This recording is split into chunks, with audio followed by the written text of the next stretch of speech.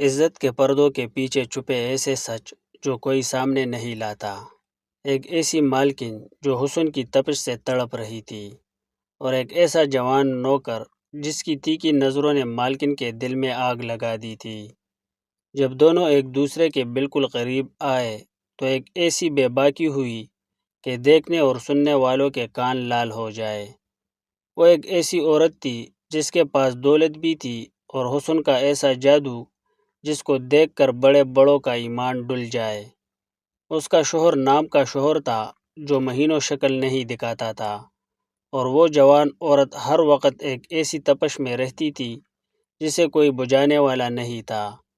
پھر اس کے گھر میں ایک 24 سال کا جوان نوکر کام پر آیا جس کا نام مدثر تھا۔ مدثر غریب تھا، لیکن اس کی مردانہ وجاہت ایسی تھی کہ مالکن جب بھی اسے دیکھتی اس کے اندر ایک عجیب سی سنسنی دوڑ جاتی۔ مالکن جان بوجھ کر اس کے سامنے ایسے انداز میں آتی، ایسے کپڑے پہنتی کہ اس کا پورا جسم جھلکتا تھا، اور مدثر اپنی نظریں جھکانے پر مجبور ہو جاتا۔ لیکن مالکن کی تیکھی نظریں اس کا پیچھا نہیں چھوڑتی تھی۔ وہ جب بھی اسے پاس بلاتی تو اس کے بولنے کا انداز اور اس کی سانسوں کی گرمی مدثر کو پاگل کر دیتی تھی۔ ایک دن دوپہر کے وقت جب گھر میں کوئی تیسرا بندہ موجود نہیں تھا، مالکن اپنے کمرے میں بالکل ہلکے اور باریک لباس میں لیٹی ہوئی تھی۔ اس نے مدثر کو آواز دی۔ مدثر جیسے ہی کمرے کے اندر گیا تو وہاں کی تپش اور مالکن کا وہ بے باک انداز دیکھ کر اس کا گلا سوکھ گیا۔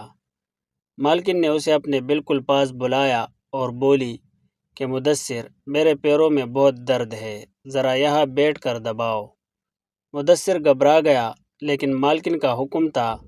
وہ جیسے ہی بیڈ کے پاس بیٹھا اور اس نے مالکن کے پیروں کو چھوا تو وہ لمس اتنا گرم تھا کہ مدثر کے پورے جسم میں آگ لگ گئی۔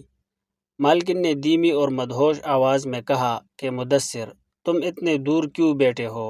ذرا اور قریب آؤ۔ مدثر جیسے ہی مزید قریب ہوا، مالکن نے اس کا ہاتھ پکڑ کر اپنے جسم پر رکھ دیا اور بولی کہ دیکھو میرے دل کی دھڑکن کتنی تیز ہے، اسے تم ہی کر سکتے ہو۔ کہ ضبط کا بندھن ٹوٹ گیا اور اس نے مالکن کو اپنی باہوں میں جکڑ لیا۔ اس کے بعد تو جیسے روز کا کھیل بن گیا۔ ہر دوپہر اور ہر رات جب سب سو جاتے تو مالکن اور نوکر کے بیچ وہ سب کچھ ہوتا جس کو زبان سے بیان کرنا بھی گناہ لگتا ہے۔ الفاظ اتنے تیکھے اور بے حیا تھے کہ دونوں ایک دوسرے کے وجود میں کھو جاتے۔ مالکن نوکر کو حکم دیتی اور نوکر اس کے حسن کی آگ کو بجھانے کے لیے ہر حد پار کرتا جس کو زبان سے بیان کرنا بھی گناہ لگتا ہے۔ الفاظ اتنے تیکھے اور بے حیا تھے کہ دونوں ایک دوسرے کے وجود میں کھو جاتے۔ مالکن نوکر کو حکم دیتی اور نوکر اس کے حسن کی آگ کو بجھانے کے لیے ہر حد پار کر جاتا۔ وہ رات تو سب سے زیادہ تیکھی تھی جب مالکن نے مدثر کو اپنے کمرے میں بلا کر دروازہ اندر سے بند کر دیا اور بولی کہ آج رات تم نوکر نہیں ہو بلکہ میرے مالک ہو، جو چاہو کرو اور جیسے چاہو مجھے اپنے قابو میں کرو۔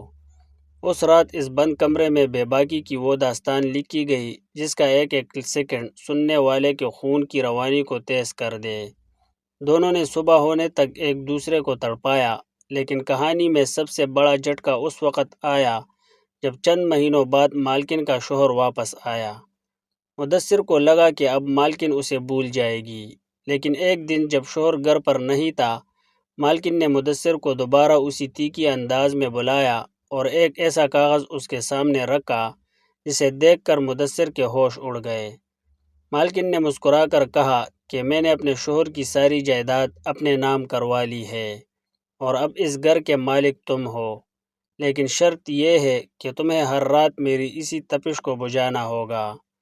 مدثر سمجھ گیا کہ وہ دولت کی دلدل اور حسن کے اس تیکھے جال میں ایسا پھنس چکا ہے جہاں سے نکلنے کا کوئی راستہ نہیں تھا، اور اب اسے زندگی بھر مالکن کی اس گرمی کا غلام بن کر رہنا تھا۔